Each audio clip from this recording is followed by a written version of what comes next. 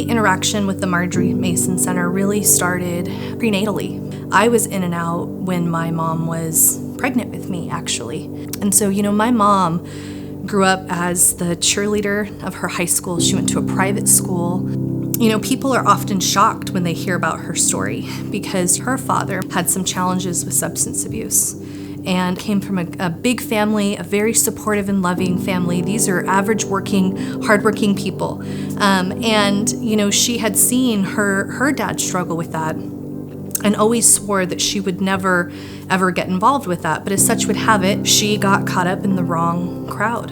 And then things just spiraled out from there. But she met my biological father, and he, I'm sure, had his own challenges. And things got really physical. And so even when she was pregnant with me, she was getting beat up.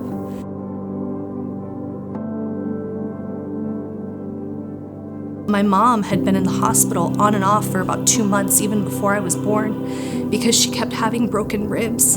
And when I was born, at that time, her teeth had been knocked out. My grandmother took her in to get help because she was really worried that my mom would end up dead. So she took her to the Marjaree Mason Center. And what she was surprised by is when she pulled up to the shelter to take my mother in with her newborn baby, which was me, they said, "Oh, hi," and they knew her. And my grandmother was like, "Oh my goodness, she's been here before."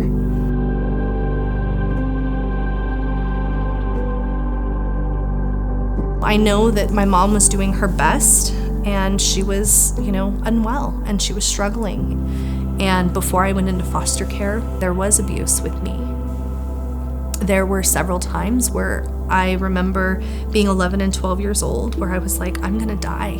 We were in an apartment and we were on the second story, and it had just single pane, older windows.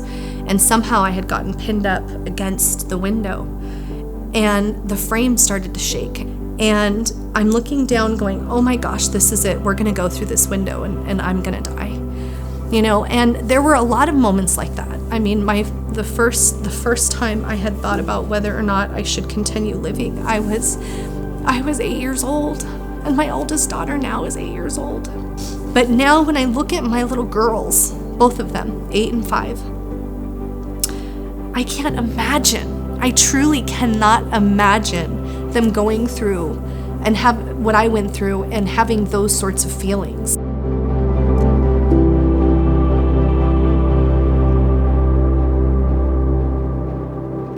I really decided that I wanted to commit my professional career to disruption and changing this. And I started thinking, what can I do that is broader and bigger, right? Because we need to change the systems that people find themselves in order to really move the needle. I've really committed my career to creating pathways to success, so nobody really has to go through what I went through or what my mom went through or even what my biological father went through without even knowing his full story, and what my siblings went through.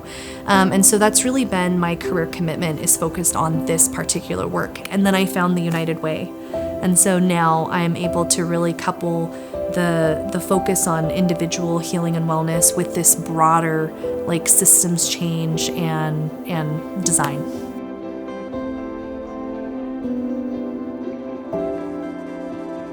It takes time, and it takes revisiting, and it takes healing, and it really takes a village to have that intervention and to have it be sustainable. And so even when I look at my own story, my mom was in and out of the Marjaree Mason Center.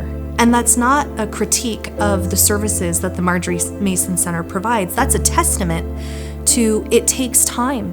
It's not just one moment that leads to domestic violence. It's typically, even in my case, it's a backstory of generations. And having community supports and services comprehensively wrap people around so they can meet them when they're at their highest and their lowest is so mission critical for this work. It might take somebody months, it might take somebody years, it might take somebody just a couple of weeks to change their situation. And I would say that the best thing that somebody can do, the very best thing that someone can do to support an organization like the Marjaree Mason Center is make a donation. Community-based organizations need unrestricted donations that can be used where the organization needs it the most, because there's so much nuance in this work.